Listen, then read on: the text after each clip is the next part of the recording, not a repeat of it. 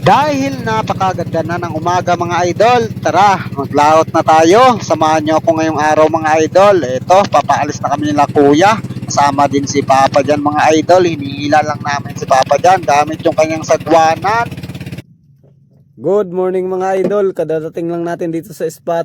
So, naghanda na tayo para magsisid mga idol. Unang laot natin na naman after ng mga lakas-lakas. Yan o. Doon na si Papa. Yan mga idol o, yan. Magasisid na yan siya. Yan yung setup natin, dala-dala pa rin natin yan. Bahala na. Nung mangyari ngayong araw, kung mayroon ba tayong pana dito sa spot na to. Oh, pantanggal-tanggal katay mga idol. Let's go! Napakaswerte mga idol dahil unang baba pa lang natin. Isang pugita agad mga idol ang ating nadaanan nasa kanyang balayan. Kaya yan mga idol, pinapalabas na natin itong pugitang ito.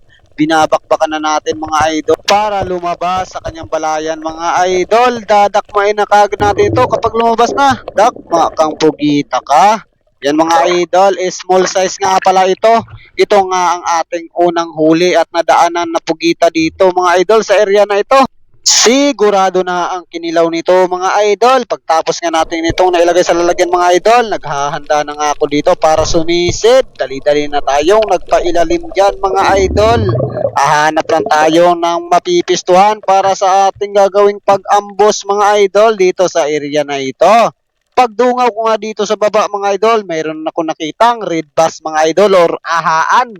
Medyo may kalakihan na rin to mga idol, kaya hinintay na lang natin na lumapit mga idol at tinatimingan ang pagpana sa ahaan na ito. Malabo-labo pa talaga ang visibility ng ilalim ng dagat mga idol. Dito nga mga idol ay papalapit na itong ahaan na ito. Talagang lumapit at sapul na sapul mga idol ang pagtira natin sa kanya. Yan mga idol, hinila na natin paangat at para masecure na natin itong istang ito. Kahit papaano mga idol ay hindi tayo na zero na sa area mga idol kahit napakalabo nung baba.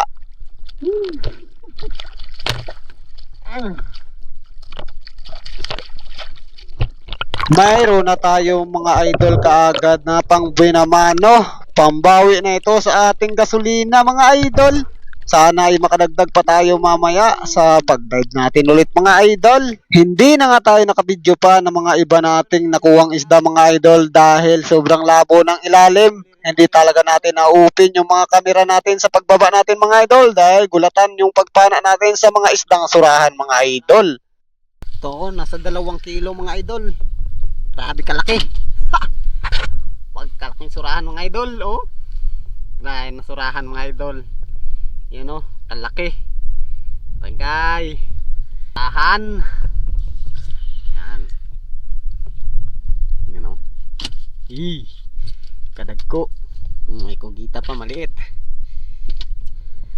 Kugita maliit mga idol, kugita. Yan o. Pugita. Ito, labahita mga idol. Yan. Tapos surahan. Huli natin mga idol. Ano? Ay. Ano? Mag-isang red bass mga idol. Ay, ay, ay. Yan ang huli natin mga idol. Ah, grabe. Hihi, blessing mga idol. You know? Ragay.